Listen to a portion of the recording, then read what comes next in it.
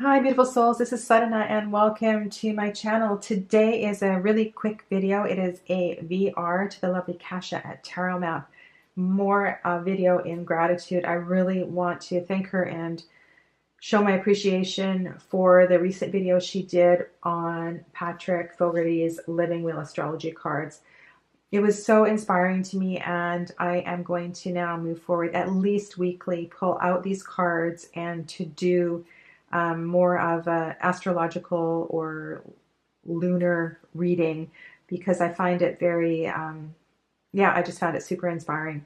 So today I have pulled out the Moonchild Tarot, which is a deck that I have revisited lately. I've been taking the little guidebook, which is just so full of information, with me on my walks to the beach.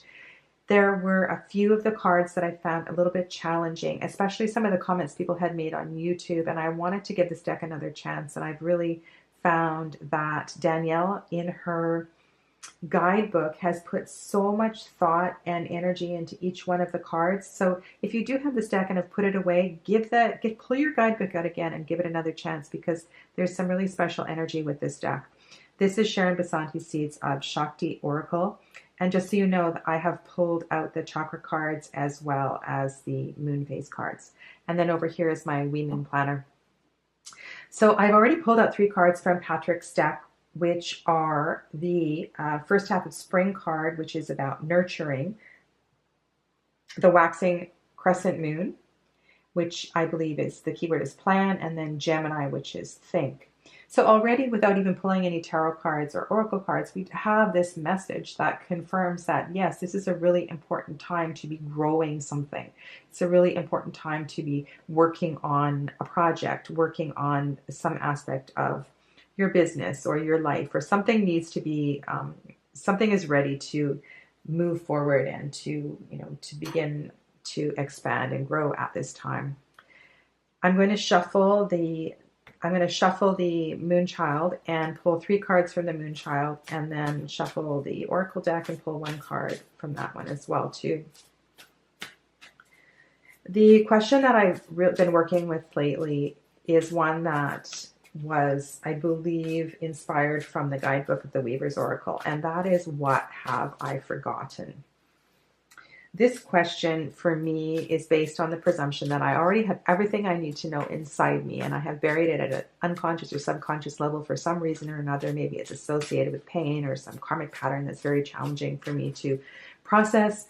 And I just think this is a brilliant, beautiful question. I mean, you could rephrase it as, what do I need to focus on, or something like that. But to actually say, what have I forgotten? To me is just, it's way more, it's a more potent question. Okay, so the first card we have is the Queen of Cups, and the Sun, and the Knight of Pentacles. Okay, so what have I forgotten? And looking at the projects that I'm planning and things that are coming up for me right now, this is actually really beautiful, because I am a Leo, and sometimes I forget that I'm a Leo, and the work that I'm doing is not easy, and I can retreat into my cave, and I can forget to let my sun shine, and forget to let that, Leo energy shine from within me.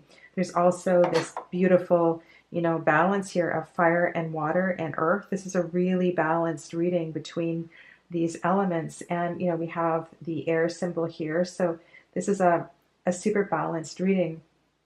In looking at the Knight of Pentacles, this kind of all works together. So I need to gather my resources, do my planning, make my steps, make my contacts, and do everything that is necessary to step forward on this path. And that if I do the work, that everything will come forward into fruition. And this Sun is that positive card that I have this, and I can do this. And I've kind of forgotten that I have the skills.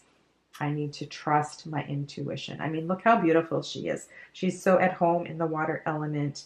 We've got the chalices here. We've got the cup. This is great. So this is just kind of a reading for me that says, go for it, Sadhana. There is no reason for me not to step forward with this project that I have in mind. Okay, and then let's pull an oracle card just to kind of wind this up. Okay, Hamsa. That's lovely. You know, this card to me is just to kind of show that I have a blessing, and that what I am planning and what I am working on is in alignment with my path. It is in alignment with my higher purpose. With, you know, it's not in opposition with, you know, the energy that I should be working with at this time. So what a lovely, lovely reading. Let's just move these out of the way for a second. So if I go to the planner and I look at, all right, so this afternoon, the moon is conjunct Mars. And so if there was something special happening this afternoon around 1 o'clock, let's just pull the Mars card. How does this affect what's going on here? And this is one of the brilliant things about this deck, is you can just pull the cards that you need and then make a sentence, make a story with all of the keywords, not even really knowing anything about astrology. And so if I go to the guidebook, not the guidebook, the little handout, the keyword for Mars is assertion. So what this tells me is that this afternoon I should really kind of bust forward and make some phone calls and step forward with this project, because this afternoon is a really important time to put energy into this. And it will work together. It will work together well. So at 9:50 tonight, the moon is square Venus and the moon is square Neptune. So just looking at these keywords for these three cards, there's going to be some challenge later in the day. And is there anything, is that information going to help me in any way? And perhaps I need to pull an additional tarot card just to get some clarification on what this kind of challenging energy is around 10 o'clock tonight. So the key word for Venus is unification, and the key word for Neptune is intangibility. So what is the struggle about? And if I were having a FaceTime meeting or something at 10 o'clock tonight, what is it that I should be really mindful of? What is going to cause me grief? And this is really fun because, if you don't do timings or, short-term readings like that, it can be really, I pulled the moon card. If I continue to exercise that question, what have I forgotten? And I'm aware that there's some planetary challenges happening around 10 o'clock tonight, and I have a meeting at 10 o'clock tonight on FaceTime, or maybe I'm going live on YouTube or something. I need to know that there's something about my shadow. There's something about something I don't want people to see that might come forward. Perhaps somebody will say something that will trigger my shadow, or perhaps there will be a comment or a troll that brings something up that is really, really challenging for me. So to have this information in advance is really, really good. It means that before I go to this meeting, before I go on live, I need to ground myself. I need to know what it is I'm going to talk about, and do some breath work and just be in the right frame of mind, so that if something does come up that is super challenging, that I am not. This is really a great tool, because often I will just pull a card, but this brings so much more clarity to what's going on and lets me know that I need to prepare for that meeting. I just can't walk in blindly.